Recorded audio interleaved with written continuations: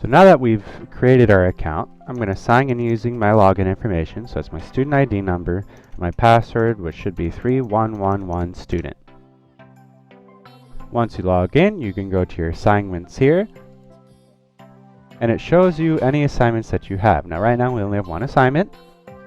So it says to submit a QGrooves Lite Creative. So if I click on this, it gives me all my details here. I'm going to use QGrooves to create a 16 measure track of music that incorporates the following instruments. Drum track that has a 1 measure drum fill, and we'll talk about what that means in a moment. A keyboard, a bass guitar, and a synthesizer. So I'm going to go ahead and click launch here.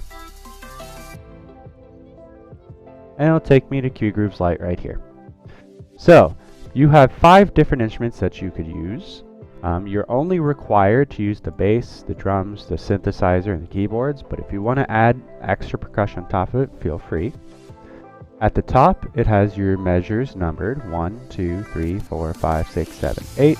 Remember, the assignment told me, if I go to instructions, that I need 16 measures. So what I'm going to do, see it says measures 1 through 8.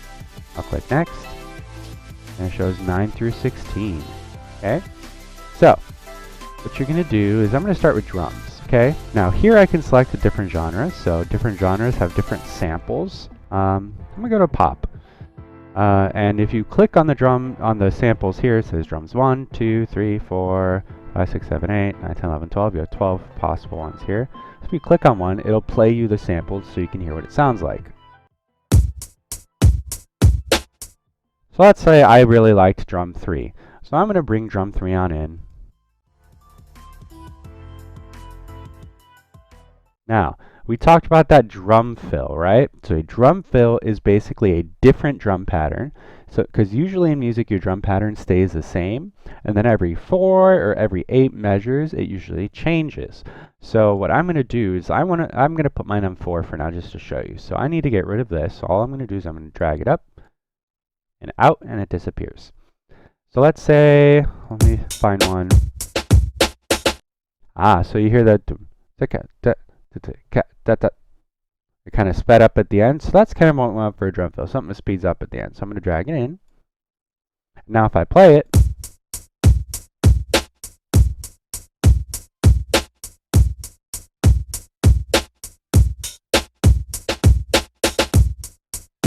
that was my drum fill right there.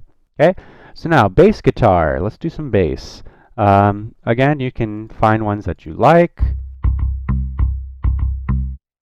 Let's say I chose that one, bass 1. And then let's say I want my bass to also change when my drum fill happens, which is right here, drum 6, right? So let's find a different bass sound.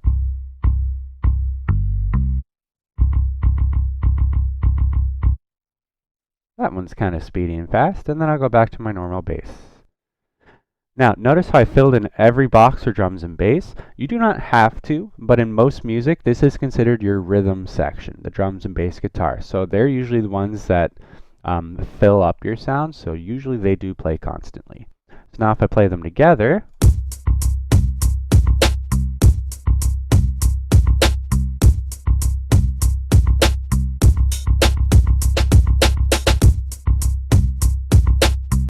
that's what it sounds like together. Now for keyboards, down here, I have different keyboard sounds.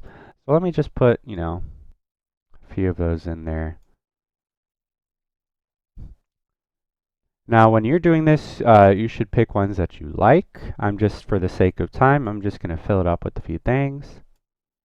I'll just do a pattern, because music's all about patterns. So now notice how I'm taking turns between the keyboards and the synth.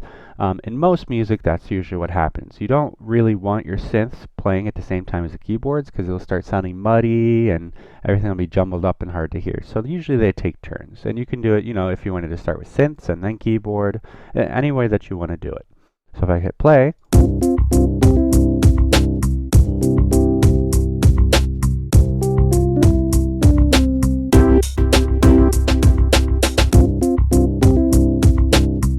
okay, so that's my first 8 measures, and then I'm going to do the same thing for my next 8 measures.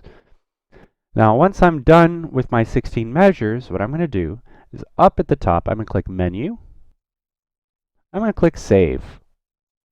And I'll save it as Q Grooves 16 measure assignment 1.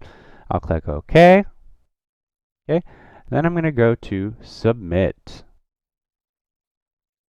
And after that's done, that means I've turned in my assignment. So to check that, I'm going to click exit. And now here it shows up in yellow, due March 22nd, submitted on March 14th, 2020. And then once I grade it, it'll show green here, and it'll say the date at which I grade it, and your grade will be down here